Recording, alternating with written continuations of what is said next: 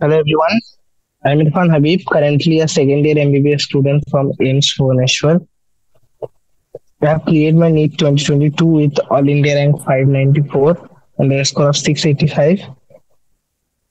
আমরা chapter number 2 biological classification জীবজগতের শ্রেণীবিন্যাস পড়ছি, যেটা অলরেডি আমরা জেনেছি সব থেকে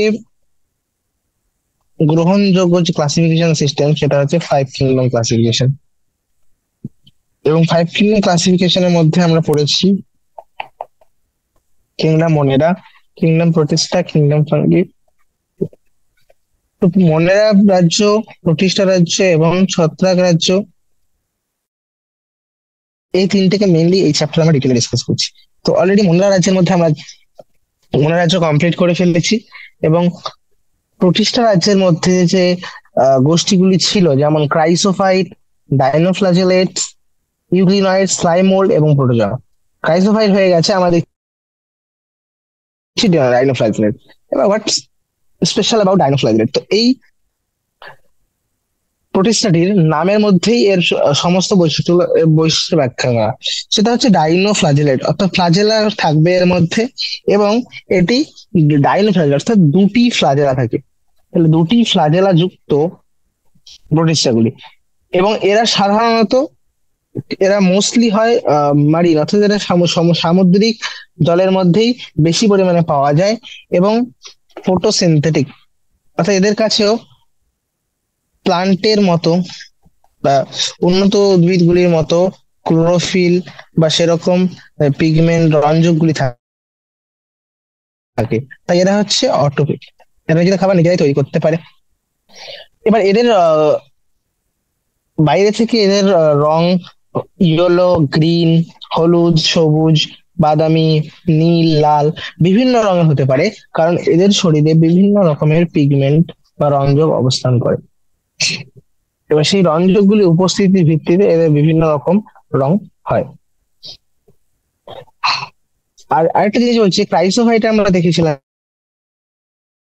ক্রাইসোফাইটের যে কোষ প্রাচীরটি ছিল, ক্রাইসোফাইটের কোষ প্রাচীর দেখলাম যে সাবানের বাক্সের মতো দুটি আবরণ এরকম থাকে, যেগুলো অর্থকর্ত হয় একের উপর এরকম রসল থাকে।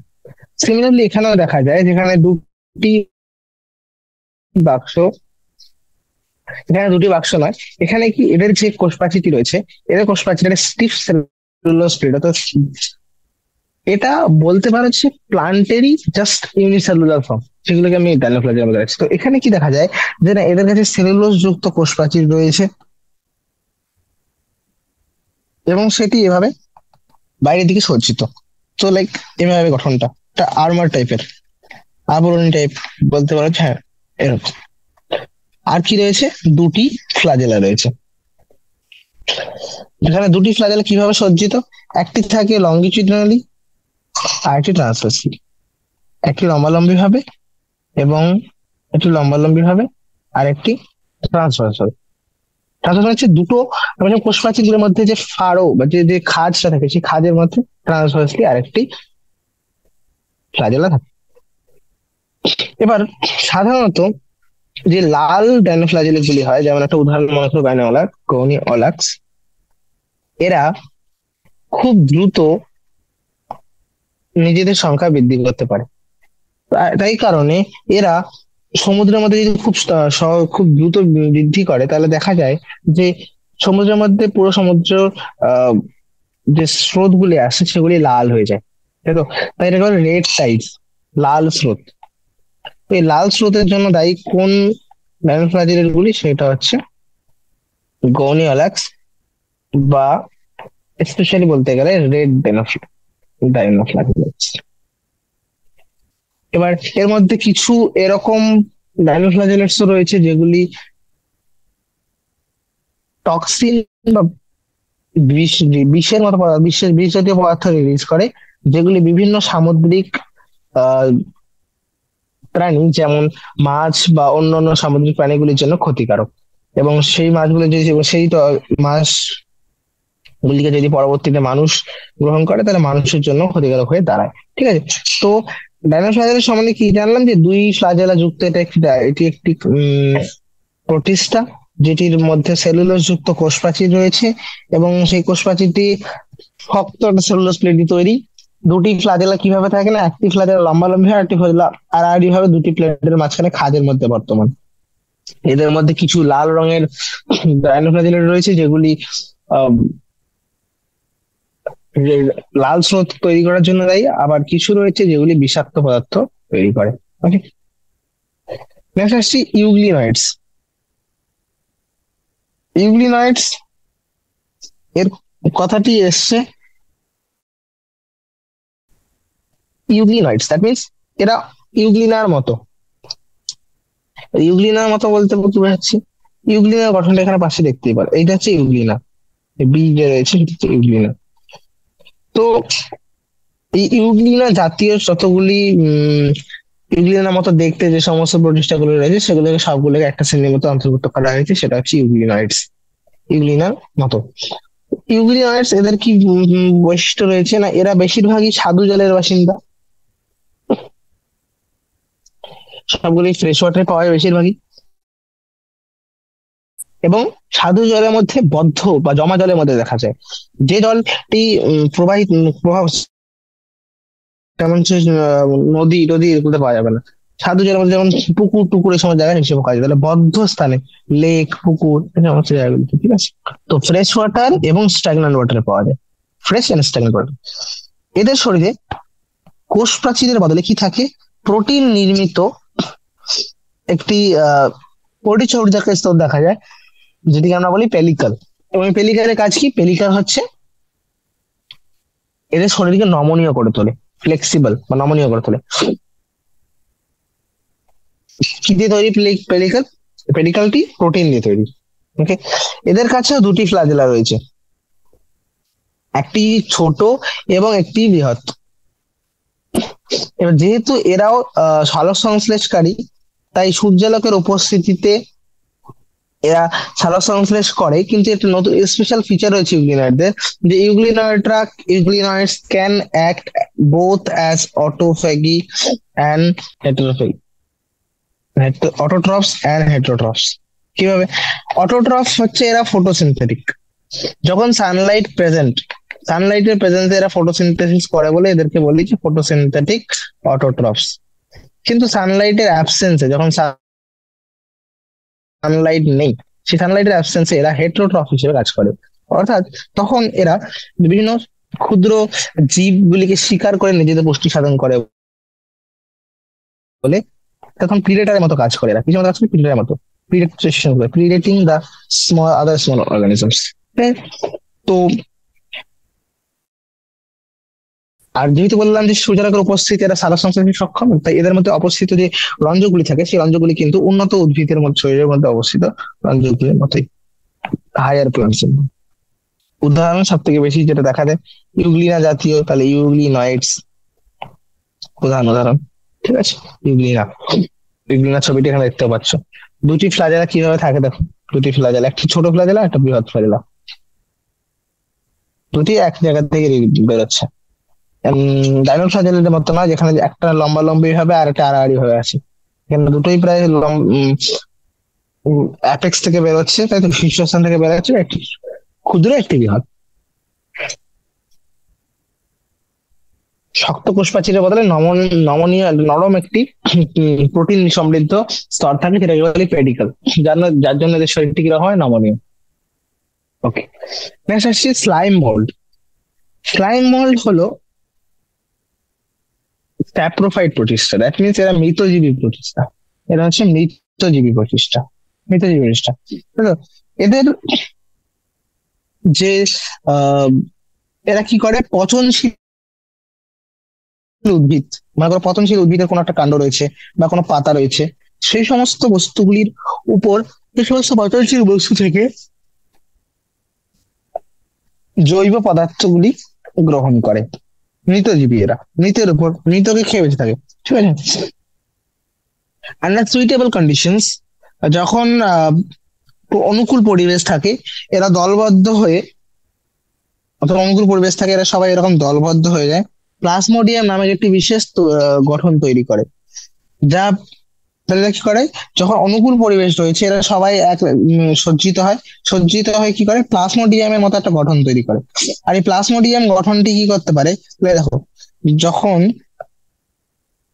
মনে করো এরকম অনেকগুলি ছোট ছোট ছোট ছোট স্লাইম বল রয়েছে, যখন অনুকূল পরিবেশ পাবে, যে হ্যাঁ হিউমিড পরিবেশ রয়েছে, বুঝলে তো? তখন এই পচনশীল খাদ্যের উপরে এরা সবাই মিলে এরকম একটা সবগুলি যুক্ত হয়ে পুরো একটা প্লাজমোডিয়ামের মতো গঠন যুক্ত করে।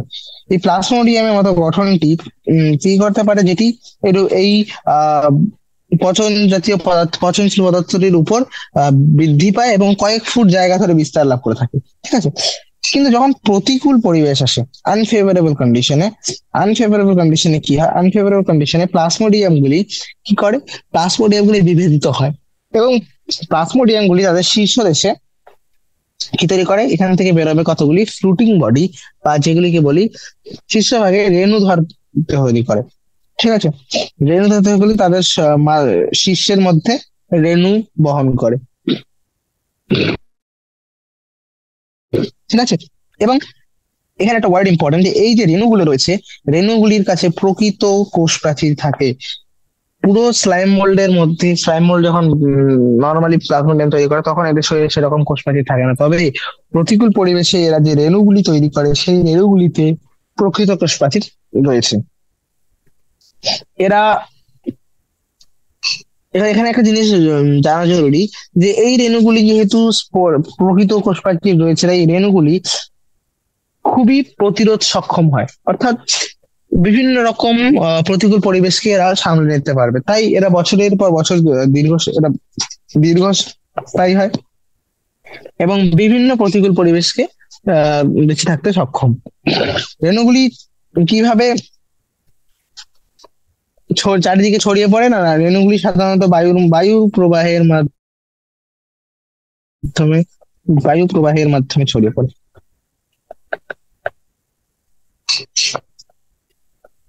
চারিদিকে ছড়িয়ে পড়ে বায়ু প্রবাহের মাধ্যমে। ঠিক আছে, এটা জানা যাবে। তাহলে এখানে স্পোর সম্বন্ধে কয়েকটা ওয়ার্ড ইম্পর্টেন্ট, যে স্পোরের কাছে ট্রু সেল ওয়াল রয়েছে, কৈত কোষ প্রাচীর যুক্ত, এবং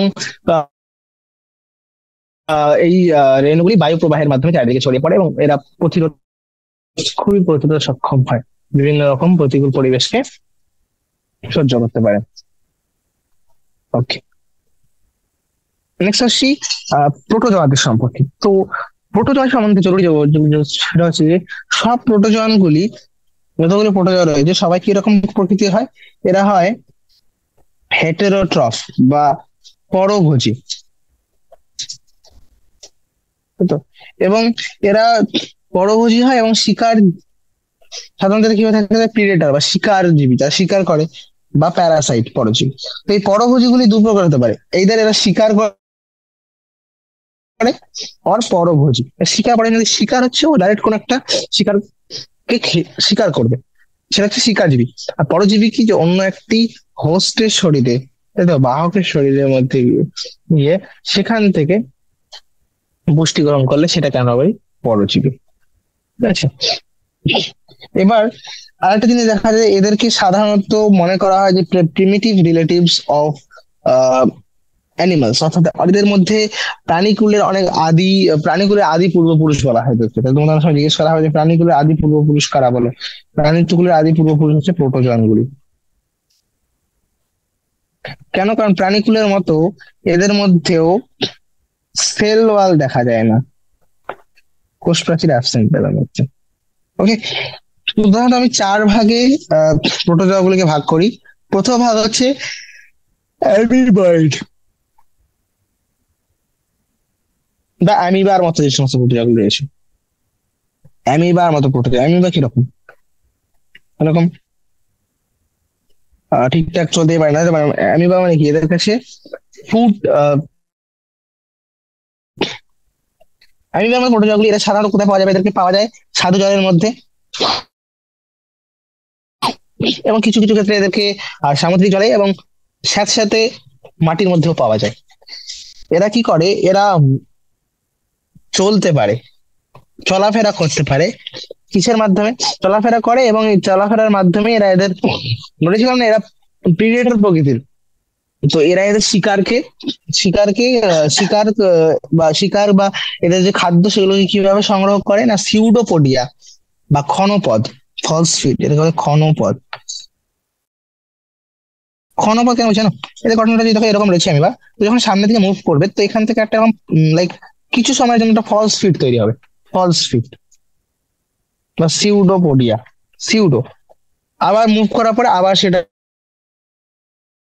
আবার আগের পজিশনে ফিরে আসবে, দিয়ে আবার একটু একটু ফসফেট হয়ে যেত। যেহেতু ক্ষণক সময়ের জন্য এই পথ তৈরি হয়, এটাকে ক্ষণপথ বলি, ঠিক আছে। ক্ষণপথ এগিয়ে দিয়ে চলাফেরা করে এবং তার মাধ্যমে খাদ্য সংগ্রহ করে থাকে। এদের যে সামুদ্রিক প্রোটোজোয়া গুলি রয়েছে, তাদের দেহের বহিঃপৃষ্ঠে সিলিকার একটা খোলস দেখা যায়। এদের মধ্যে কিছু রয়েছে যেমন এন্টামিবা, যেগুলি এদের মধ্যে কিছু রয়েছে যেগুলি এন্টামিবা, সেগুলি পরজীবী রূপে কাজ করে। এন্টামিবা কি করে? এন্টামিবা হিস্টোলাইটিকা এগুলো সব আমাশয় রোগ করার জন্য দায়ী, তাই তো এন্টামিবা হিস্টোলাইটিকা। তো এরা পরজীবী রূপেও কাজ করে। তাহলে পরজীবী এবং কিভাবে শিকার জীবী দুটোই আমরা দেখলাম, ঠিক আছে, কিভাবে করে। নেক্সট ইম্পর্টেন্ট থিং, চারটে ভাগের মধ্যে প্রথমটা হলো অ্যামিবা যুক্ত, সরি অ্যামিবার মতো অ্যামিবয়েড। দ্বিতীয়টি হলো ফ্লাজিলেটেড। ফ্লাজিলেটেড মানে হচ্ছে এই আহ, এই গ্রুপের যতগুলি মেম্বার বা এই গ্রুপে যতগুলি প্রোটোজোয়া রয়েছে, সেগুলি সবাই দু প্রকৃতি হতে পারে। এইদার এরা ফ্রি লিভিং, নাহলে পরজীবী। হয় তারা স্বাধীনজীবী, না হলে পরজীবী। এবার কি স্পেশাল ফিচার রয়েছে? নামই রয়েছে ফ্লাজেলেটেড। আচ্ছা হ্যাঁ, এই জিনিসটা বলি, নিজের প্রোটোজোয়া যে চারটি ভাগ করা হয়েছে, ভালো করে লক্ষ্য করলে দেখা যায় যে এদের চারটি ভাগের প্রধান কারণ হচ্ছে বা ভিত্তি হচ্ছে এরা কিভাবে চলাচল করে। যেগুলি ক্ষণপদের মাধ্যমে অ্যামিবার মতো চলাচল করে সেগুলোকে বলেছি অ্যামিবয়েড। যেগুলি ফ্লাজেলার মাধ্যমে চলাচল করে সেগুলোকে ফ্লাজেলেটেড। যেগুলি সিলিয়ার সাহায্যে চলাচল করে সেগুলোকে সিলিয়েটেড। এবং যেগুলি সেরকম কোনো চলাচল মাধ্যম দেখা যায় না, সেগুলিকে নাম দিচ্ছি স্পোরোজোয়াস। তো যে ফ্লাজেলেটেড প্রোটোজোয়া, তাহলে এদের মধ্যে ফ্লাজেলা থাকবে অবশ্যই, এদের কাছে ফ্লাজেলা রয়েছে। ফ্লাজেলাই হচ্ছে এদের চলাচলের মাধ্যম। They have flagella. এরা হতে পারে এদের স্বাধীনজীবী নাহলে পরজীবী। এটা যে পরজীবী যে ফ্লাজেলেটেড প্রোটোজোয়াগুলো হয়েছে, তারা হচ্ছে যেমন এর মধ্যে কিছু একটা রয়েছে স্লিপিং সিকনেস বা ঘুম রোগ। এটা একটা রোগ হয়, ঘুম রোগ বা স্লিপিং সিকনেস। সেই স্লিপিং সিকনেস এর জন্য দায়ী প্রোটোজোয়াটির নাম হচ্ছে ট্রেপানোসোমা।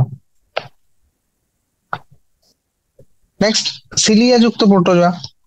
তাহলে এরা কিভাবে চলাচল করবে? এরা চলাচল করে সিলিয়ার মাধ্যমে। তাহলে এদের শরীরে হাজার হাজার সিলিয়া রয়েছে, যেগুলি সক্রিয়ভাবে সঞ্চালন করে বলেই এরা এক জায়গা থেকে অন্য জায়গায় চলাচল করতে পারে। এদের দেহে একটি নালী বা গুলেট থাকে। পুরো শরীরের মধ্যে যদি লক্ষ্য করো, তো শরীরের মধ্যে এরকম একটি নালী বা গুলেট রয়েছে, যেটি গিয়ে বাইরে, হয়তো যদি বাইরে উন্মুক্ত হয়। এবার এই সারি সারি সিলিয়ার সমন্বিত চলাচল। তো এদের শরীরে যদি ভালো করে লক্ষ্য করো, এইটা দেখো সিলিয়েটেড এর উদাহরণ একটা এখানে দেখতে পাচ্ছি। কিরকম ভাবে হাজার হাজার সিলিয়া পুরো শরীরে সজ্জিত, আর একটা গুলেট রয়েছে এরকম ভাবে। এটা মনে করো বডি ক্যাভিটি বা গুলেট, তো গুলেটটি কি বহিঃপৃষ্ঠ খুলে যায়। আর এই সারি সারি যে সিলিয়া গুলি রয়েছে, এই সিলিয়া গুলি যখন মুভ করে, সিলিয়া গুলি যখন একদিকে সিলিয়া গুলো কি করে, সিলিয়া গুলো মুভমেন্টের কারণে খাদ্যগুলি কি হয়, সমস্ত খাদ্য পদার্থগুলি এই গুলেটের সামনে চলে আসে, সেখান থেকেও খাদ্য গ্রহণ করতে পারে, ঠিক আছে।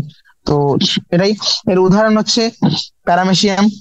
এটাই প্যারামেশিয়ামের উদাহরণ, এই যে প্যারামেশিয়াম দেখতে পাচ্ছি। নেক্সট আসছি স্পোরোজোয়ান্স। এই গোষ্ঠী এমন রয়েছে, এমন কিছু জীবের সমন্বয়ে গঠিত, যেগুলি জীবন চক্রে কখনো না কখনো, কোনো না কোনো পর্যায়ে একটি দশা দেখা যায়, যেটি সংক্রামক দশা, ইনফেকশিয়াস সংক্রামক রেণু সদৃশ দশা। কি বললাম কথাটি? সংক্রামক রেণু দশা। এবার এর মধ্যে এদের মধ্যে সবচেয়ে ভয়ঙ্কর যে জীবটি, সেটি হচ্ছে প্লাজমোডিয়াম, এবং প্লাজমোডিয়ামটা শুনেছেন একবার। প্লাজমোডিয়ামটা হচ্ছে, এটা হচ্ছে ম্যালেরিয়ার প্যারাসাইট বা ম্যালেরিয়ার পরজীবী, যেটি ম্যালেরিয়ার মতো একটি ভয়ঙ্কর রোগ সৃষ্টি করে, যার কারণে মানুষ এখনো অব্দি ম্যালেরিয়ার ট্রিটমেন্ট ঠিকভাবে পাওয়া যায়নি, তাই তো। তো অনেক ভয়ঙ্কর রোগ যেটা হচ্ছে ম্যালেরিয়া, তারও যদি পরজীবী দেখি সেটি হচ্ছে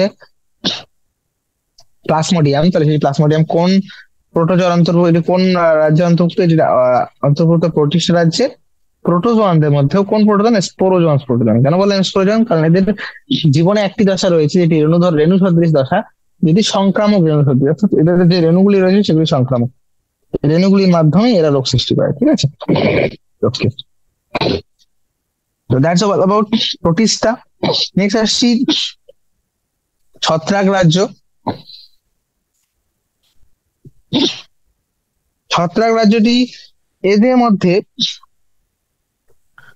এটার মনে রাখবো যে এইটি একটি রাজ্য যার মধ্যে সমস্ত পরজীবী জীব পাওয়া যায়, সবগুলি হেটারোট্রফিক এবং এদের মধ্যে কোষ প্রাচীর রয়েছে। কোষ প্রাচীরটি কি দিয়ে নির্মিত? কাইটিন দিয়ে নির্মিত, তাই তো। Okay. কিন্তু সবার মধ্যে যদি দেখি, সবাই পরজীবী জীবগুলো সমন্বয়ে একটা স্বতন্ত্র রাজ্য ফাঙ্গি এখন 5 কিংডম ক্লাসিফিকেশনে। কিন্তু এরা ভিন্ন রকম বহিরাকৃতি এবং বাসস্থানের ভিত্তিতে এরা প্রচুর বিশাল বৈচিত্র্য দেখায় মরফোলজি এন্ড হ্যাবিটেট। সেটা হচ্ছে বহিরাকৃতি আর বাসস্থান। বহিরাকৃতি ও বাসস্থান। ওকে ওকে, এবার তুমি যদি এখন একটি পাউরুটি তুলে নাও, দেখে এই পাউরুটির মধ্যে অনেক সময় ভিজা পাউরুটি হলে সেখানে ছত্রাক জন্মায়, বা পচা ফলের মধ্যেও জন্মায়, তাই তো। তো এবং আমরা সাধারণত যে মাশরুমটি খেয়ে থাকি, আমরা যে মাশরুম গুলো খাই, বা যে ব্যাঙের ছাতা দেখা যায়, ব্যাঙের ছাতা জন্মানোর সময়, এই সমস্ত জিনিসগুলোই কিন্তু ছত্রাক। এবার তাছাড়াও মাস্টার্ড বা যে সর্ষে পাতার উপর যে সাদা সাদা ছোপ গুলি দেখা যায়, ছোপ জন্মায়, এর কারণ হচ্ছে কিছু পরজীবী ছত্রাক। এছাড়াও কিছু এককোষী ছত্রাক রয়েছে, যেমন হচ্ছে ইস্ট। এটা কিসের জন্য দায়ী? না, এরা সাধারণত বিভিন্ন রকম পাউরুটি এবং মদ তৈরিতে ব্যবহৃত হয়। তাই ইস্টকে কি বলা হয়? বেকার সিস্ট আর ব্রিওয়ার সিস্ট। বেকার হচ্ছে যেটা পাউরুটি, আর ব্রিওয়ার্স হচ্ছে যেটা মদ তৈরিতে ব্যবহৃত হয়। কিছু কিছু ছত্রাক এরকমও রয়েছে যেগুলি উদ্ভিদ এবং প্রাণী দেহের মধ্যে বিভিন্ন রকম রোগ সৃষ্টির জন্য দায়ী। যেমন গম গাছের মধ্যে অনেক সময় গমের মরিচা রোগ দায়ী, তাই তো। রাস্ট কজিং বা মরিচা রোগ দায়ী ছত্রাকটির নাম হলো পাক্সিনিয়া। এটি একটি এছাড়াও রয়েছে, তবে সমস্ত ছত্রাকই যে রোগ সৃষ্টিকারী এরকম নয়। কিছু রয়েছে যেগুলি রোগের নির্গমন ব্যবহার করা হয়, যেমন অ্যান্টিবায়োটিক প্রথম আবিষ্কার হয়েছিল যেটি থেকে, সেটি হচ্ছে ছত্রাক পেনিসিলিয়াম থেকে। এবং তো এখানে বুঝতে পারেন যে হ্যাঁ, ছত্রাকের বিভিন্ন জায়গায় ব্যবহার রয়েছে, যেমন মানব কল্যাণে ব্যবহার রয়েছে, তেমনি আবার এরা রোগ সৃষ্টিতেও দায়ী। কিন্তু সবথেকে যেটা জানা জরুরি যে ছত্রাকদের কাছে না কিছু ফিচার রয়েছে, যে এরা হচ্ছে কসমোপলিটান, অর্থাৎ এরা সর্বত্র বিস্তৃত থাকতে পারে, এদের বিস্তৃতি সর্বত্র। এরা থাকতে পারে বায়ু, জল, মাটি, আবার অনেক সময় উদ্ভিদ ও প্রাণী দেহেতেও। তবে এরা সাধারণত কোথায় বৃদ্ধি পছন্দ করে? এরা সাধারণত উষ্ণ এবং আর্দ্র স্থানে বেড়ে উঠতে পছন্দ করে। ওয়ার্ম অ্যান্ড হিউমিড, উষ্ণ এবং আর্দ্র অবস্থান। এবার তাহলে এই জন্য আমরা জানি যে কেন আমরা খাবারকে রেফ্রিজারেটরে রাখি। কারণ রেফ্রিজারেটরের মধ্যে টেম্পারেচার কম, আর আমরা জানি ফাঙ্গাস কোথায় বেশি ডেভেলপ, ছত্রাকগুলো কোথায় বেশি জন্ম, এটা হচ্ছে উষ্ণ এবং আর্দ্র পরিবেশে। তো রেফ্রিজারেটর এই জন্য রাখি যাতে এই অনুকূল পরিবেশটা ছত্রাকরা না পায়, তাই ছত্রাকরা না জন্মাতে পারে, যাতে খাবারকে বেশি দিন তাজা রাখা যায়। এবার এককোষী ছত্রাক ইস্ট ব্যতীত, ইস্টকে যদি ছেড়ে দিই, বাকি ইস্ট বাদে, ইস্ট হচ্ছে একটা এক্সেপশন, তা বাদে বাকি সমস্ত ছত্রাকগুলি হচ্ছে সূত্রাকার। সূত্রাকার, তাই তো? এদের বডিগুলি, এদের দেহগুলি কিভাবে হয়েছে না, এদের দেহগুলি অনেক দীর্ঘ সরু সরু সুতার ন্যায় অনুসূত্র দ্বারা গঠিত। সূত্রের মতো গঠন, যেগুলোকে বলে অনুসূত্র বা হাইফি। অনুসূত্র, তাই তো? এবং অনেকগুলি হাইফি একসঙ্গে যখন জালকের মতো তৈরি করে, সেটাকে আমরা বলি মাইসেলিয়াম।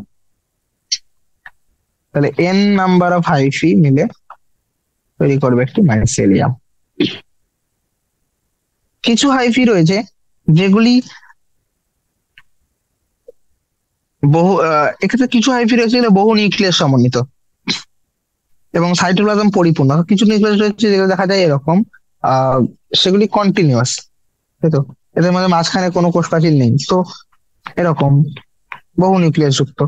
আবার কিছু হাইফি রয়েছে যেগুলির মধ্যে মাঝখানে মাঝখানে প্রস্থ আকার দেখা যায়, ঠিক আছে? তাহলে সেগুলি তখন মাল্টি, তাহলে কখনো কখনো এদের মধ্যে কোন রকম প্রস্থ প্রাচীর দেখা যায় না বলে সেগুলি বহু নিউক্লিয়াস যুক্ত হয়ে যায়, সাইটোপ্লাজম পরিপূর্ণ। আর কিছু কিছুতে কোষ প্রাচীর এরকম প্রস্থ আকার দেখা যায়।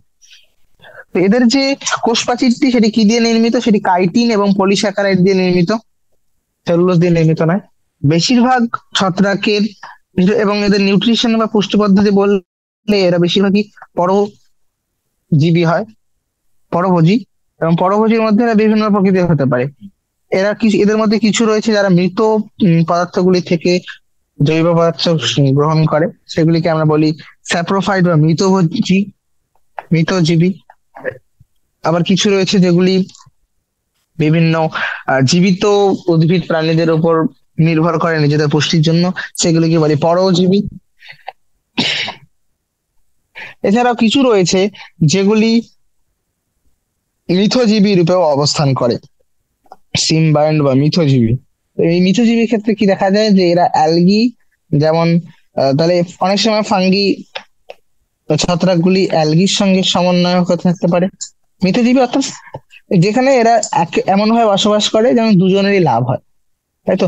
এমন একটি গঠন তৈরি করে যেখানে হয়তো ছত্রাক কিছুটা কন্ট্রিবিউট করছে, কিছুটা অ্যালগি কন্ট্রিবিউট করছে, এবং উভয়েরই লাভ হচ্ছে, ঠিক আছে? তো এরকম করে এরা লাইকেন, যদি এরা অ্যালগির সাথে করে তাহলে সেটাকে বলে লাইকেন।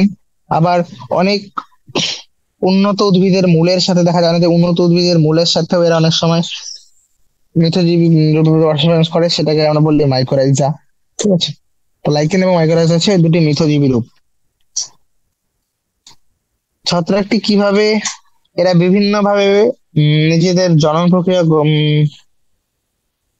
করতে পারে। তো কিছু রয়েছে যেমন এরা নিজেদের মধ্যে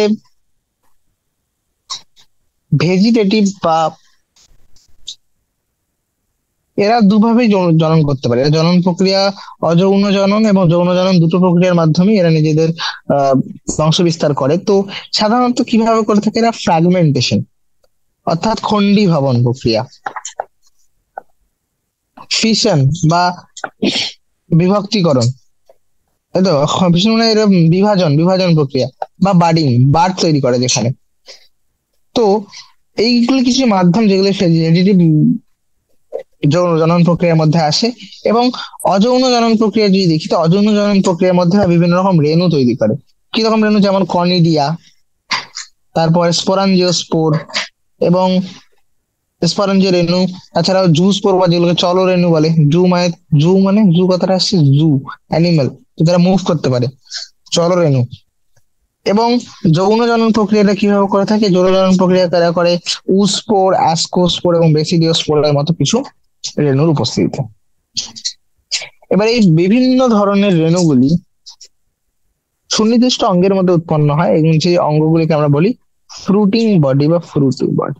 তো এদের যৌন জনন চক্রটি যদি দেখি, তাহলে যৌন জনন চক্রে টোটাল 3টি ধাপ রয়েছে। কি কি সেই ধাপগুলি? প্রথম ধাপ, যেখানে দুটি রেণু হতে পারে দুটি সচল বা নিশ্চল। এই দুটি সচল বা নিশ্চল গ্যামেটের প্রথমে প্রোটোপ্লাজমে মিলন হয়। প্রথমে দেখা যায় প্রোটোপ্লাজমের মধ্যে মিলন, সেটাকে আমরা বলি প্লাজমোগামি। তারপরে এদের নিউক্লিয়াসের মধ্যে ফিউশন দেখা যায়। তারপরে দুটি গ্যামেটের নিউক্লিয়াসে মিলন হয়, যেটিকে আমরা বলি ক্যারিওগ্যামি। এবং আলটিমেটলি এই ফিউশনের ফলে মনে করে এন এন ছিল, তারপর সেখান থেকে একটা দশা আসবে যেখানে শুধু সাইটোপ্লাজমের মিলন হলো, নিউক্লিয়াসের হয় না, তো সেটি হচ্ছে N+N দশা। তারপরে সেই নিউক্লিয়াস দুটি মিলিত হয়ে যায়, তো সেটিকে আমরা বলি 2N দশা। এবং ফাইনালি এই জাইগোটের মতো যে গঠন, 2N দশা জাইগোট তৈরি হলো, সেটি পরবর্তীতে আবার মিওসিস করে। মিওসিস মানে কি, আবার রিডাকশন হয়ে যাবে, আবার সেখান থেকে দুটি এন এন হ্যাপ্লয়েড রেণু তৈরি করবে। তো এই প্রধানত তিনটি ভাব দেখা যায় এদের পুরো যৌন জনন প্রক্রিয়াতে। তো তার ভিত্তিতেই যৌন জনন কালে আহ, এরা যে হ্যাপ্লয়েড হাইফি গুলি পরস্পরের কাছাকাছি আসে এবং মিলিত হয়। এখানে অনেক সময় এরকম গ্যামেট না এসে কিছু কিছু ক্ষেত্র রয়েছে যেখানে ডাইরেক্ট হাইফি চলে আসে, এন এন। তো অনেক সময় হাইফি গুলি পরস্পরের কাছাকাছি আসে এবং তারা মিলিত হয় কিছু কিছু ছত্রাকের মধ্যে। আবার কিছু কিছু ছত্রাক রয়েছে যেখানে দুটি হ্যাপ্লয়েড দশা মিলিত হয়ে ডিপ্লয়েড কোষ গঠন করে। আবার কিছু কিছু রয়েছে যেমন দেখো দুটি এন এন মিলিত হয়ে ডিরেক্ট 2N তৈরি করলো। কিন্তু কিছু কিছু রয়েছে যেমন অ্যাস্কোমাইসিটিস এবং বেসিডিওমাইসিটিস, এদের ক্ষেত্রে কি দেখা যায় না, এদের ক্ষেত্রে একটা অন্তর্বর্তী ডাইক্যারিওটিক দশা আসে, N+N দশা। এই দশাটাকে আমি ডিপ্লয়েড দশা বলতে পারছি না, কারণ এটা তো 2N নয়, দুটি হ্যাপ্লয়েড দশা। তাহলে দুটি নিউক্লিয়াস থাকে প্রত্যেকটি কোষের মধ্যে, একটা কোষের মধ্যে দুটো নিউক্লিয়াস এবং দুটি হ্যাপ্লয়েড প্রকৃতির। তো সেই দশাটি বলে ডাইক্যারিওটিক দশা, যেহেতু দুটি ক্যারিওট রয়েছে আর দুটি নিউক্লিয়াস রয়েছে, রাইট? একে বলে ডাইক্যারিওটিক দশা। এবার এই দশার এই ডাইক্যারিওটিক দশাটি, এই অবস্থাটাকে বলা হয় ডাইক্যারিয়ন। এবং এই দশাটিকে বলা হয় ডাইক্যারিওটিক দশা, যেমনটি বললাম। তো পরবর্তীকালে এই নিউক্লিয়াস গুলি, এই যে এন এন দশা রয়েছে, দুটি দশা ফিউজ করে পরবর্তীতে একটা 2N নিউক্লিয়াস তৈরি করে, 2N বা ডিপ্লয়েড নিউক্লিয়াস তৈরি করে। এবার এই নিউক্লিয়াসের যে এই সমস্ত ঘটনাগুলো কোথায় হচ্ছে, এগুলো সব হচ্ছে ফ্রুটিং বডিতে। তো আলটিমেটলি সেখানে জাইগোট ফর্মেশন হবে এন এন, এবং সেই জাইগোট থেকে পরবর্তীতে মিওসিস প্রক্রিয়ার মাধ্যমে হ্যাপ্লয়েড রেণুগুলি তৈরি হয়। ঠিক, ওকে। তো এখানে এই জিনিসটা ইম্পর্টেন্ট, যে অনেক সময় কোশ্চেন জিজ্ঞেস করা হয় কি কি, সেগুলি মনে রাখবে। যে মাইসেলিয়ামের বহিরাকৃতি বা অঙ্গ সংস্থান, মাইসেলিয়ামের অঙ্গ সংস্থান রেণুর সৃষ্টির সৃষ্টি এবং ফল দেহ গঠন পদ্ধতির উপর ভিত্তি করে, total morphology mycelium, mode of spore formation and fruiting body, তো যে কোন রকমের ফ্রুটিং বডি রয়েছে এবং কিভাবে তাদের রেণুগুলি এবং ফ্রুটিং বডি তৈরি হচ্ছে, তার ভিত্তিতে এই পুরো ছত্রাক রাজ্যটিকে বিভিন্ন শ্রেণীতে ভাগ করা হয়েছে। তাই তো? তো তার মধ্যে প্রথম শ্রেণীটি হলো ফাইকোমাইসিটিস। তো যদি কথাটা ভাঙার চেষ্টা করি, ফাইকোমাইসিটিস, মাইসিটিস কথাটি আসে, মাইক্রোসিটিস মানে হচ্ছে ছত্রাক, মাইসেলিয়ান যাদের মধ্যে হচ্ছে মাইসিটিস কথা সেখান থেকে এসেছে। তাই তো? তো ফাইকোমাইসিটিস এরা সাধারণত পাওয়া যায় এদেরকে কোথায়, জলজ পরিবেশে, জলজ পরিবেশে এবং আর্দ্র স্যাঁতসেঁতে স্থানের মধ্যে পাওয়া যায়। আর্দ্র স্যাঁতসেঁতে স্থান বা কিছু কিছু অনেক সময় রয়েছে যে আহ, কিছু উদ্ভিদের ক্ষেত্রে এরা, কিছু উদ্ভিদে বাধ্যতামূলক পরজীবী, বাধ্যতামূলক মানে যদি না থাকে তাহলে এরা বাঁচতে পারবে না। কিছু দেখো পরজীবী দু টাইপের হতে পারে, যে এক ও সেই হোস্টের শরীরে না থাকলেও নিজের বেঁচে থাকতে পারে, কিন্তু হোস্টে গেলে, সেখানে গেলে সে ডিরেক্টলি তার থেকেই পুষ্টি গ্রহণ করবে। আর বাধ্যতামূলক মানে হচ্ছে শুধুমাত্র পরজীবী রূপেই সে বেঁচে থাকতে পারবে, অন্য কোনো রূপে বেঁচে থাকতে পারেন না। তো কিছু কিছু ফাইটোমেসিলিস রয়েছে যারা বাধ্যতামূলক পরজীবী রূপে বেঁচে থাকে, কিছু রয়েছে যারা পচনশীল কাঠের উপর বা আর্দ্রশাসিত অঞ্চলের মধ্যে বেঁচে থাকে। আবার কিছু রয়েছে যেগুলো জলজ পরিবেশে থাকে। এদের মাইসিলিয়ামটা কি প্রকৃতির, প্রথম মাইসিলিয়াম দুই প্রকার পড়েছে। একটা মাইসিলিয়াম হচ্ছে কন্টিনিউয়াস, যেখানে কোনো রকম কোষ প্রাকার নেই, এখানে এদের রয়েছে। তো এর যে মাইসিলিয়াম গুলি অ্যাসেপ্টেড হয় এবং সিনোসাইটিক অ্যাসেপ্টেড মানে কোনো রকম সেপ্টা নেই, কোনো রকম প্রস্থপ্রাকার নেই এখানে, তাহলে কন্টিনিউয়াস হবে সাইটোপ্লাজম। প্রোটোপ্লাজম কিরকম হবে? কন্টিনিউয়াস, এবং তার সঙ্গে সিনোসাইট, সিনোসাইট মানে হচ্ছে বহু নিউক্লিয়াস যুক্ত। ওকে, এটা জানা, এটা জরুরি, কারণ বলেছিলাম মাইসিলিয়ামের মরফোলজির বেসিসে এদেরকে ভেরিয়েশন করা হয়। আর কি ছিল? ফ্রুটিং বডি আর রেণুর গঠন পদ্ধতি। ওকে, অ্যাসেক্সুয়াল বা অযৌন জনন প্রক্রিয়াগুলি কিভাবে হয় এদের শরীরে? অযৌন জননের মধ্যে যেগুলি নাম ছিল সেগুলি ছিল জুস্পোর, অ্যাপ্রনসোর, তাই তো? তো এরা সাধারণত জুস্পোর বা চলরণু, জুস্পোর বা যেগুলি সচল রেণুগুলি বা নিশ্চল রেণু যেমন অ্যাপ্লানোস্পোরের মাধ্যমে অযৌন জনন প্রক্রিয়া করে থাকে। আর এগুলি কোথায় তৈরি হয় এই রেণুগুলি? এই রেণুগুলি উৎপন্ন হয় বিভিন্ন রেণুস অভ্যন্তরীণ ভাবে, যেহেতু রেণুস্থলীর অভ্যন্তরে রেণুস্থলী বা স্পোরাঞ্জিয়াম রয়েছে, তার মধ্যে অন্তর্জনিষ্ণু, মানে ভিতরের মধ্যে দেখো এরকম রয়েছে তো, এর মধ্যে ভিতরের মধ্যে যদি তৈরি হয় সেটাকে বলে এন্ডোজেনাসলি। এবার যদি এই স্ট্রাকচার গুলি বা রেণুস্থলী বাইরের দিকে হয় তখন সেটাকে বলি বহিঃস্থলী, বহির্জনিষ্ণু। কিন্তু ভিতরে হচ্ছে অন্তর্জনিষ্ণু। ঠিক আছে, এবার দুটি গ্যামেটের মিলনের ফলে একটা জাইগোস্পোর তৈরি হয়। সেই জাইগোস্পোর, এবার যে দুটি গ্যামেট মিলিত হয়েছিল সেগুলি হতে পারে একই রকম দেখতে, তাই তো? সেগুলি অঙ্গ সংস্থানিক ভাবে একই রকম হতে পারে, তাহলে সেটাকে আমরা বলবো আইসোগ্যামেটিক। আবার হতে পারে ভিন্ন প্রকৃতি, তাহলে সেগুলোকে বলে অ্যানাইসোগ্যামেট বা উগ্যামেট। এবং সংশ্লিষ্ট ছত্রাককে তাহলে কি বলবো? অ্যানাইসোগ্যামাস বা উগ্যামাস। এবার কিছু এরকম পরিচিত উদাহরণ যদি কেউ জিজ্ঞেস করে তাহলে সেগুলি কি? সেগুলি হচ্ছে মিউকর, রাইজোবাস। রাইজোবাস মানে যেগুলি রুটিতে জন্মায়, রুটিতে জন্মানো ছত্রাক। অ্যালবুগো, অ্যালবুগো মানে যেগুলি ওই সরিষার মধ্যে যে সাধারণত করেছে, তাই তো? ওই সাদা ছবি তৈরি করে। তাহলে ফাইকোমাইসিটিস হচ্ছে সেই ছত্রাকের সেই শ্রেণীটি যার মাইসিলিয়াম গুলি মধ্যে কোনো রকম প্রস্থপ্রাকার নেই এবং বহু নিউক্লিয়াস যুক্ত। এরা অজনন করে জুস্পোর বা অ্যাপ্রোস্পোরের মাধ্যমে। ঠিক আছে, তো আর এদের স্পোরাঞ্জিয়াম গুলি, স্পোর গুলি কিভাবে তৈরি হয় বললাম? অন্তর্জনিষ্ণু ভাবে রেণুস্থলীর ভিতরে তৈরি হয়। ওকে, এর আইসোগ্যামাস, অ্যানাইসোগ্যামাস বা উগ্যামাস তিন প্রকৃতিতেই যৌন জনন প্রক্রিয়া করতে পারে। অর্থাৎ যে গ্যামেট গুলি মিলিত হচ্ছে সেই গ্যামেট গুলো হতে পারে একই রকমের, আবার হতে পারে ভিন্ন রকমের। ভিন্ন রকম মানে কি? এরকম এরকম ভিন্ন আকারের বা ভিন্ন গঠনের হলে তখন সেটা অ্যানাইসোগ্যামাস। আর একটি খুবই বড় নিশ্চল, আরেকটি সচল এবং খুবই ছোট, এরকম টাইপের দুটি গ্যামেট হয় তখন সেটাকে বলে উগ্যামাস, উগ্যামেট। ঠিক আছে, ওকে। নেক্সট যে গোষ্ঠীটি সেটি হচ্ছে অ্যাস্কোমাইসিটিস।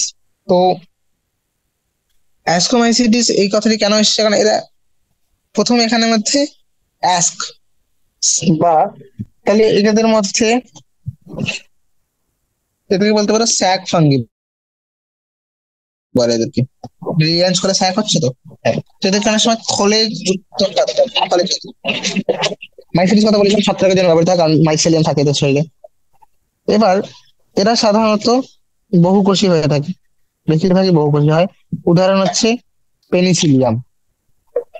এবং কখনো কখনো এরা এককোষী হতে পারে, যেমন ইস্ট। ইস্ট তাহলে কোন এর অন্তর্ভুক্ত হচ্ছে? সেটা হচ্ছে অ্যাস্কোমাইসিলিস। এরা হতে পারে পরজীবী, এরা হতে পারে বিয়োজক, বা এরা হতে পারে পর সরি এরা হতে পারে মিতজীবী, বিয়োজক বা পরজীবী।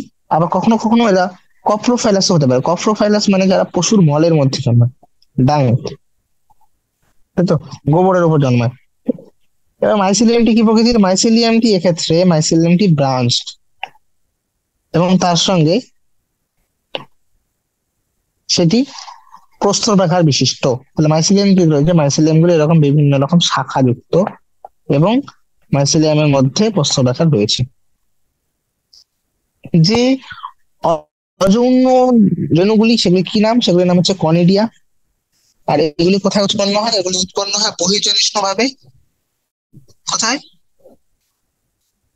কিছু রেণুস্থলীর মধ্যে, যেগুলোকে আমরা বলি কনিডিওস্পোর। সেই কনিডিওস্পোরের মধ্যে বা এক্সোজেনাসলি ভাবে এরা উৎপন্ন হয়।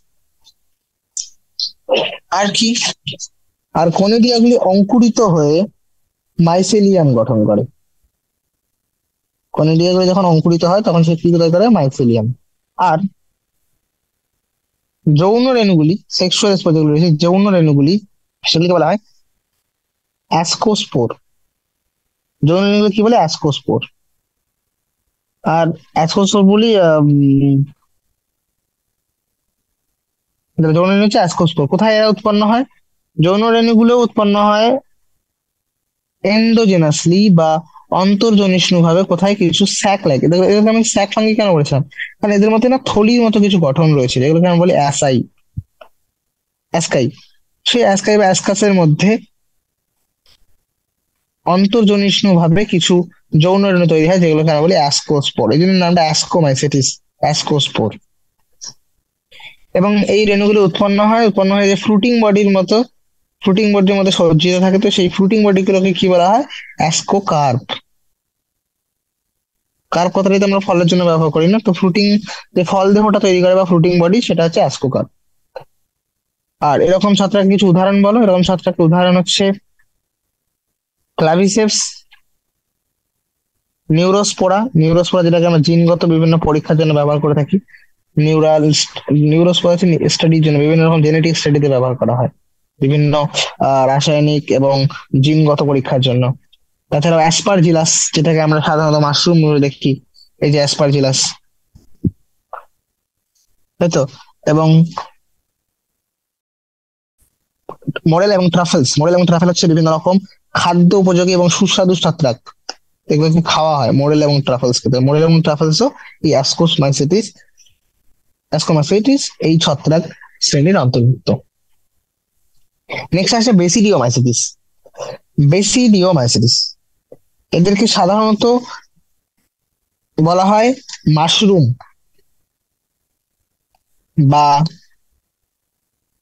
ব্রাকেট ফাঙ্গাই, ব্রাকেট ছত্রাক বা পাফ বল। কেন? এই যে এদেরকে পাওয়া যায় কোথায়? এদেরকে পাওয়া যায় প্রধানত মাটি, কাঠের গুঁড়ো, এই সমস্ত জায়গাগুলিতে, গাছের গুঁড়ি টুড়িতে। এবং অনেক সময় পরজীবী রূপেও বসবাস করতে পারে, যেমন হচ্ছে রাস্ট এবং স্মার্ট। রাস্ট এবং স্মার্ট এগুলি কিছু ছত্রাকের রূপ, ঠিক আছে। মাইসিলিয়ামটি কিরকম হয়? মাইসিলিয়ামটি এক্ষেত্রেও ব্রাঞ্চড এবং সেপ্টেড, অনেকটা অ্যাস্কোমাইসিটিস এর মতোই, সরি হ্যাঁ অ্যাস্কোমাইসিটিস এর মতোই। যে অযৌন রেণুগুলি রয়েছে সেগুলি সাধারণত, অযৌন রেণু এক্ষেত্রে সাধারণত পাওয়া যায় না, তবে অঙ্গজ জননেরা কিভাবে সম্পন্ন করে? খণ্ডীভবন প্রক্রিয়ার মাধ্যমে, ফ্র্যাগমেন্টেশন। এদের ক্ষেত্রে এদের শরীরে কোনো জননাঙ্গ, এদের কোনো জননাঙ্গ নেই, জননাঙ্গ অনুপস্থিত। এবং প্লাজমোগ্যামি হয় প্রথমে। প্লাজমোগ্যামিতে কি হয়? দুটি অঙ্গজ বা দেহকোষ, অঙ্গজ বা দেহকোষ মিলিত হয়, মিলিত হয়ে প্লাজমোগ্যামি সম্পন্ন করে। তারপর আমরা জানি প্লাজমোগ্যামির পরে ডিরেক্টলি ক্যারিওগ্যামি হয় না, এখানে একটি ডাইক্যারিওটিক দশা আসে, তাই তো। এবং ডাইক্যারিওটিক দশার পরে পরবর্তীতে সেখানে ক্যারিওগ্যামি হয়, জাইগোট উৎপন্ন হয় এবং মিওসিস হয়ে সেখানে বিভিন্ন রকম রেণুগুলি উৎপন্ন হয়। সেই রেণুগুলিকে বলে বেসিডিওস্পোর। আর সেগুলি হয়, এই ঘটনাটা সবগুলো হচ্ছে কোথায়? বেসিডিয়ামের মধ্যে। বেসিডিয়াম হচ্ছে রেণুথলিগুলি। তো এই বেসিডিয়াস স্পোর গুলি উৎপন্ন হচ্ছে বহির্জনিষ্ণু ভাবে, এখানে এক্সোজেনাসলি বেসিডিয়ামের মধ্যে। আর দুটো জিনিস লক্ষ্য করছো যে অ্যাসকোস্পোর গুলো কিন্তু এন্ডোজেনাস ভাবে তৈরি হচ্ছিল, অ্যাসকোস্পোর। আর বেসিডিওস্পোর গুলো কিভাবে তৈরি হচ্ছে? বেসিডিওস্পোর গুলো তৈরি হচ্ছে বহির্জনিষ্ণু ভাবে, ঠিক আছে। আর এদের ফল দেহর নাম কি? বেসিডিওকার। উদাহরণ হচ্ছে এদের অ্যাগারিকাস, বা যেটাকে মাশরুম নামে আমরা চিনি। এছাড়াও তো এই যে অ্যাগারিকাস উদাহরণ দেওয়া রয়েছে এখানে, এটা অ্যাসপারজিলাস ছিল। অ্যাগারিকাস বা মাশরুম, পুস্তেলাগো বা স্মার্ট যেটাকে বললাম, আর রাস্ট বা পাক্সিনিয়াম যেটাকে বললাম, তাই তো। রাস্ট বা মরিচের তৈরি করে, এটা রাস্ট পাক্সিনিয়াম। এবং স্মার্ট যেটাকে বলি পুষ্টিমূলক। চলো, রাস্ট, স্মার্ট এবং তাছাড়া অ্যাগারিকাস, এগুলো হচ্ছে সব বেসিডিয়াম অ্যাসিডিস এর অন্তর্ভুক্ত, ঠিক আছে। তো এখন আমাদের তিন টাইপের আমরা দেখলাম। এক টাইপের রয়েছে যেখানে মাইসেলিয়াম, মাইসেলিয়ামের কোনো প্রস্তাবাকার নেই, বাকি দুটি যেখানে সাধারণিত এবং প্রস্তাবাকার যুক্ত। তার মধ্যে একটি ছিল যেখানে দেখলাম যে যৌন রেণুগুলি বহির জনিষ্ণু ভাবে তৈরি হয়, একটিতে অন্তর্জনিষ্ণু ভাবে তৈরি হয়। অন্তর্জনিষ্ণু ভাবে তৈরি হয় সেটি হচ্ছে অ্যাসকোস্পোর, এবং তার সাথে অযৌন রেণুও রয়েছে কনিডিয়া, যে কনিডিয়াটি বহির্জনিষ্ণু ভাবে তৈরি হয়। আর কিছু রয়েছে যেগুলিতে বহির্জনিষ্ণু ভাবে যৌন রেণু তৈরি হয়, সেটা হচ্ছে বেসিডিওস্পোর, কোথায় কোনায় বেসিডিয়ামের মধ্যে। লাস্ট টাইপের যে ছত্রাকের ভাগটি আছে সেটি হচ্ছে ডিউটেরোমাইসিটিস। এটিকে অনেক সময় অসম্পূর্ণ ছত্রাক গোষ্ঠী বলা হয়। কেন? বিকজ এদের না শুধুমাত্র আমরা অযৌন দশাটি বা অঙ্গজ জনন দশাটি জানি, এদের আমরা যৌন জনন প্রক্রিয়াটি জানি না। যতক্ষণ না যৌন জনন প্রক্রিয়া জানি, তাই আমরা এদেরকে কোনো আহ এক্সাক্ট গোষ্ঠীর অন্তর্ভুক্ত করতে পারি না। তাই তো। তো যখন এই ধরনের ছত্রাকের যৌন দশা আমরা ফাইনালি আবিষ্কার করি, তখন আমরা এদেরকে হ্যাঁ দেখি যে হ্যাঁ যৌন দশা আবিষ্কার হয়ে গেল, দেখা গেল না যৌন দশাটি বাইরেতে উৎপন্ন হচ্ছে, এবং এদের ক্ষেত্রে আহ বাইরে তাহলে বহির্জনিষ্ণু ভাবে হচ্ছে, তাহলে এটা হতে পারে বেসিডিওস্পোর, অন্তর্জনিষ্ণু ভাবে হচ্ছে তাহলে এটা অ্যাসকোস্পোর হতে পারে। তো এইভাবে যখন যৌন দশা উৎপন্ন তখন এদেরকে বিভিন্ন গ্রুপে দেওয়া হয়। তো দেখা গেছে যে বা এরকম হতে পারে যে এরকম হতে পারে যে হয়তো এদের আমরা শুধুমাত্র অযৌন বা অঙ্গজ জনন দশাটিকে একটা কিছু নাম দিয়ে দিয়েছি, বা দেখা গেছে এদের যে যৌন জনন দশা সম্পন্ন যে দশাটি রয়েছে সেগুলোকে হয়তো আমরা কোনো না কোনো গ্রুপে, কোনো গোষ্ঠীতে অলরেডি অন্তর্ভুক্ত করে রেখে দিয়েছি, তাই হয়তো ডিসকভার করতে পারছি না। যখনই এদের মধ্যে লিঙ্ক আমরা আবিষ্কার করে ফেলি, তখন এদেরকে লিউটেরোমাইসিটিস থেকে অন্যান্য গোষ্ঠীগুলিতে ট্রান্সফার করে দেওয়া হয়। ঠিক আছে। তো তাহলে এটুকু তো বোঝা গেল যে হ্যাঁ যতক্ষণ না অবধি এদের মধ্যে আবিষ্কার হচ্ছে যে কোন টাইপের এদের যৌন জনন প্রক্রিয়া হয়, তার ভিত্তিতে আমরা এদেরকে বিভিন্ন এদের অ্যাস্কোমাইসিটিস আর ব্যাসিডোমাইসিটিস মধ্যে আমরা এদেরকে সেগুলিকে তখন অন্তর্ভুক্ত করি। ডিজিটাল সাধারণত বললাম যে অযৌন জনন এবং অঙ্গ জনন প্রক্রিয়া দেখায়। তো অযৌন জনন প্রক্রিয়া এরা কিভাবে দেখায়? অযৌন জনন প্রক্রিয়া এরা সাধারণত আহ কিছু অযৌন রেণু যেগুলিকে কনিডিয়া বলি তাদের মাধ্যমে বংশ বিস্তার করে। আর এদের মাইসিলিয়ামটি কিরকম? এদের মাইসিলিয়ামটিও শাখান্বিত এবং প্রস্রাব বিশিষ্ট, তাহলে অবশ্যই ফাইকোমাইসিটিস তো হবে না, এদের এটা অ্যাস্কোমাইসিটিস না বেসিডোমাইসিটিস। তাই তো। এবার দেখা হয় যে এন্ডোজিনাস ভাবে যৌন রেণু তৈরি হচ্ছে না এক্সোজিনাস ভাবে তৈরি হচ্ছে। এন্ডোজিনাস হলে অ্যাস্কোমাইসিটিস, এক্সোজিনাস হলে বেসিডোমাইসিটিস, রাইট? এবার কিছু রয়েছে, কিছু শ্রেণী রয়েছে। এই শ্রেণীভুক্ত কিছু ছত্রাক রয়েছে যেগুলি মৃতজীবী, আবার কিছু রয়েছে যেগুলি পরজীবী। তবে বেশিরভাগ এদের মধ্যে কিরকম, এরা হচ্ছে বেশিরভাগই বিয়োজক প্রকৃতির হয়। অর্থাৎ এরা বিভিন্ন সংখ্যক পাতার বিয়োজন করে এবং বিয়োজনের মাধ্যমে বিভিন্ন খনিজ পদার্থগুলির আবর্তনে মিনারেল সাইক্লিং এ সাহায্য করে। উদাহরণ হচ্ছে অল্টারনেরিয়া, কোলিথোট্রিকাম এবং ট্রাইকোডার্মা। কোলিথোট্রাইকাম, ট্রাইকোডার্মা এবং অল্টারনেরিয়া। ওকে, নেক্সট। এবার আমি তাহলে এই দিয়ে ছত্রাক রাজ্য শেষ হচ্ছে। এবার বাকি দুটি রাজ্য যেমন প্রাণী রাজ্য এবং উদ্ভিদ রাজ্য, এদের ডিটেল ডিসকাশন বা বিস্তৃত ভাবে এদের ব্যাখ্যা করা হয়েছে চ্যাপ্টার অ্যানিমালিয়া এবং অ্যানিমাল কিংডম, প্লান্ট কিংডমে। তো এখানে জাস্ট একটা ব্রিফ দেখছি কি, যে আমি বলেছিলাম প্লান্ট বা উদ্ভিদ রাজ্যের মধ্যে সাধারণত সমস্ত ইউক্যারিওটিক ক্লোরোফিল যুক্ত স্বভোজী জীবদের রাখা হয়েছে, তাই তো। এবং এদের মধ্যে কিছু রয়েছে, তো সবাই স্বভোজী, কিন্তু তার মধ্যে কিছু রয়েছে যেগুলি পরভোজী, আংশিক পরভোজী, পার্শিয়ালি। যেমন অনেক রয়েছে পতঙ্গভোগ উদ্ভিদ, যেমন উদাহরণ দিচ্ছি তোমাদেরকে, দেখো পাতা ঝিঝি বা ব্লাডার ওয়ার্ড যেটাকে বলে পাতা ঝিঝি, দেখতে পাবে পাতা ঝিঝি, বা ভেনাস ফ্লাইটা যেটাকে বলে সূর্য শিশির। তো এরা কি করে, এরা এরকম এরকম ফাঁদ তৈরি করে যে এদের মধ্যে পতঙ্গ এসে আটকে যায়। তো পতঙ্গ যখন, তো আসলে না এরা এই পতঙ্গগুলিকে কেন খায় জানো? কারণ পতঙ্গগুলি শরীরের মধ্যে থাকে নাইট্রোজেন। এবার যেহেতু এরা যেখানে বসবাস করে সেই মাটিগুলিতে নাইট্রোজেনের অভাব হয়, এরা পতঙ্গ শরীর থেকে নাইট্রোজেন গ্রহণ করে থাকে। এভাবে পতঙ্গভোগ উদ্ভিদের উদাহরণ। এছাড়াও কাসকুটা বা যেটাকে আমরা বলি স্বর্ণলতা, স্বর্ণলতা হচ্ছে একটা পরজীবী প্রাণী উদ্ভিদের উদাহরণ। ঠিক আছে, এখানে জিজ্ঞেস করা আছে সমস্ত প্লান্ট কি সবুজই না, কিছু কিছু এক্সেপশনও রয়েছে। এবারে প্লান্ট সেলের গঠন আমরা অলরেডি কোষ চ্যাপ্টারে পড়েছি যে সেখানে কিরকম কোষ প্রাচীর রয়েছে, ক্লোরোপ্লাস্ট নামে গঠন রয়েছে, এদের শরীরে সেন্ট্রিওল টেন্ট্রিওল নেই, তো এই সমস্ত জিনিসগুলি রয়েছে। এদের কোষ প্রাচীর কি দিয়ে নির্মিত? সেলুলোজ দিয়ে নির্মিত, সেলুলোজ এবং হেমি সেলুলোজ দিয়ে। এদেরকে 5টি শ্রেণীতে ভাগ করা, পর্বে ভাগ করা, সেগুলি হচ্ছে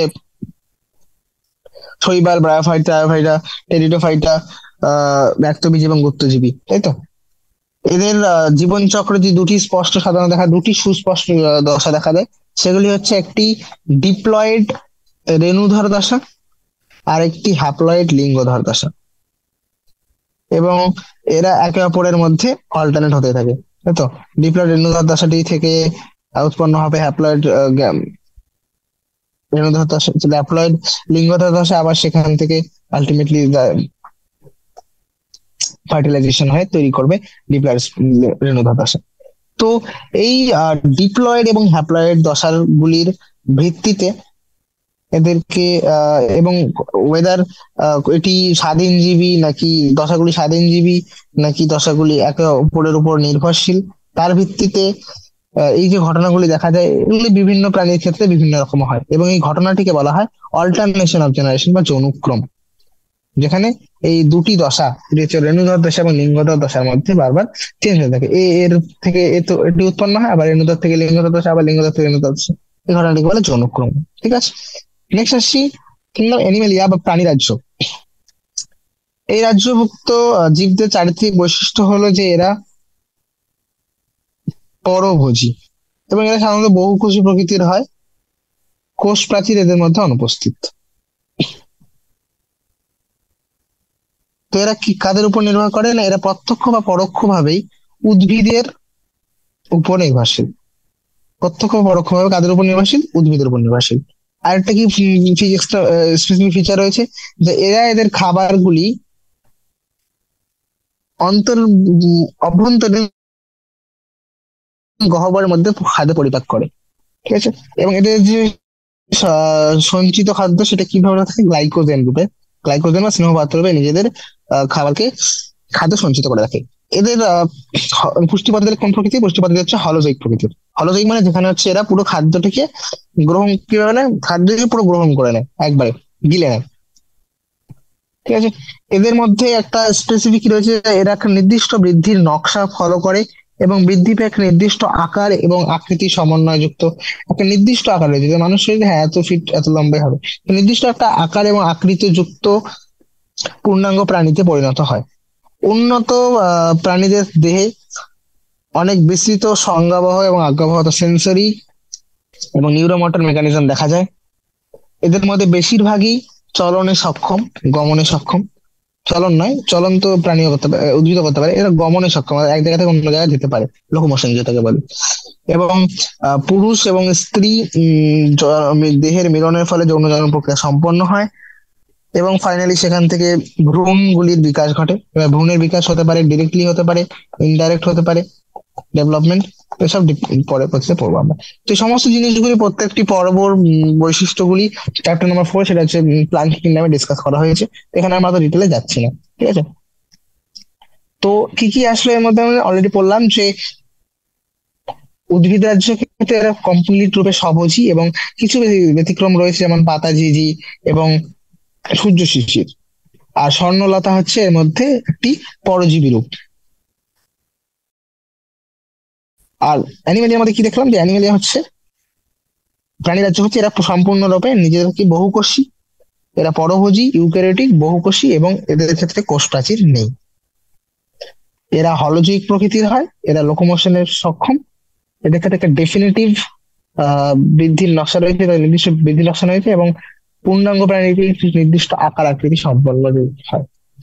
এদের যে উন্নত প্রাণীগুলি রয়েছে তাদের শরীরে বিস্তৃত সংজ্ঞাবহ এবং আজ্ঞাবহ কার্য পদ্ধতি লক্ষ্য করা, যেগুলো বলে সেন্সরি এবং নিউরোমোটর মেকানিজমস।